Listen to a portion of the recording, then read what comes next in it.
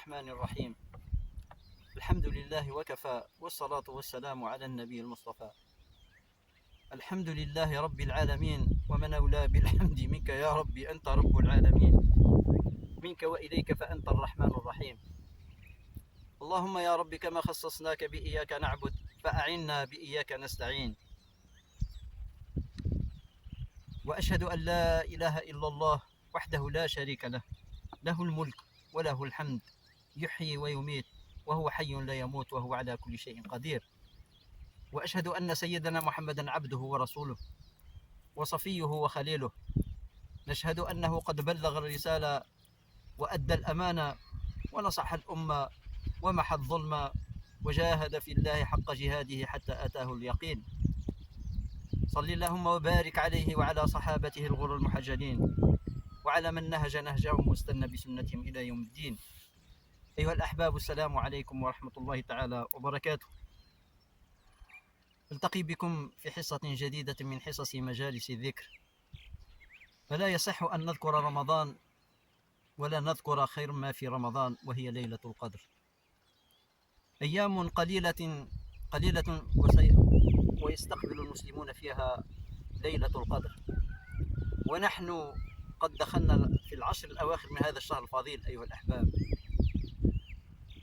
وعن فضل العشر الأواخر من رمضان حدثتنا أمنا عائشة رضي الله عنها قالت: كان رسول الله صلى الله عليه وسلم يجتهد في العشر الأواخر ما لا يجتهد في غيره.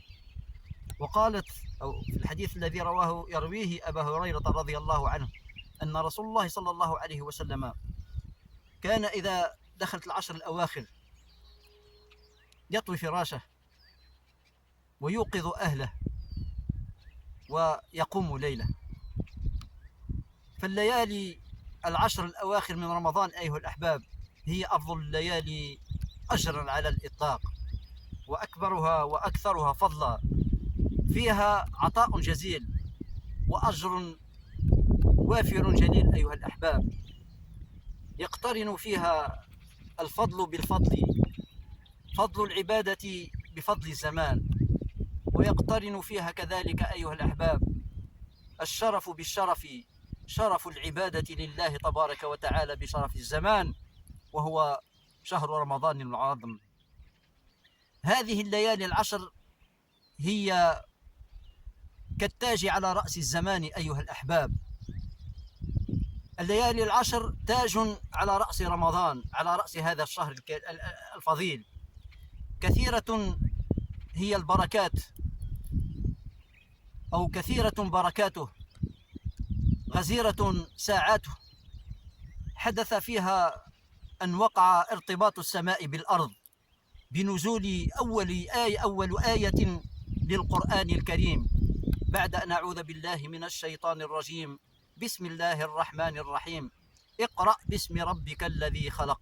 أول ما نزل على رسول الله صلى الله عليه وسلم هو القرآن الكريم، هو نزل عليه في هذا الشهر الفضيل.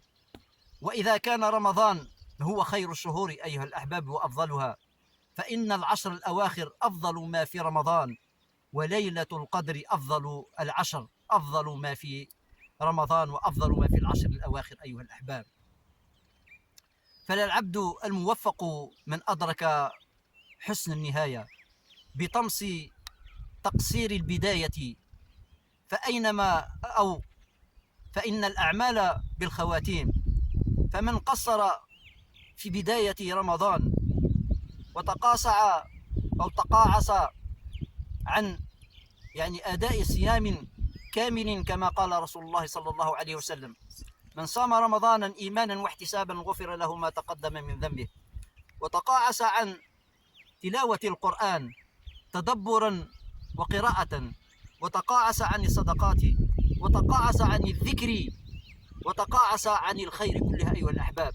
هذه فرصة أمامك تجبر ما فاتك. فالعشر الأواخر وليلة رمضان فرصة للأحياء أيها الأحباب. أهل القبور من الأموات يتمنون لو رجعوا إلى هذه الدنيا ليحيوا هذه العشر الأواخر ويحيو ليلة القدر. عشر، وأي عشر يا شهر التقى، عشر بها عتق من النيران، فيها من الأيام أعظم ليلة، بشرى لخاتم ليلها بجنان. أقول قولي هذا وأستغفر الله لي ولكم، والسلام عليكم ورحمة الله.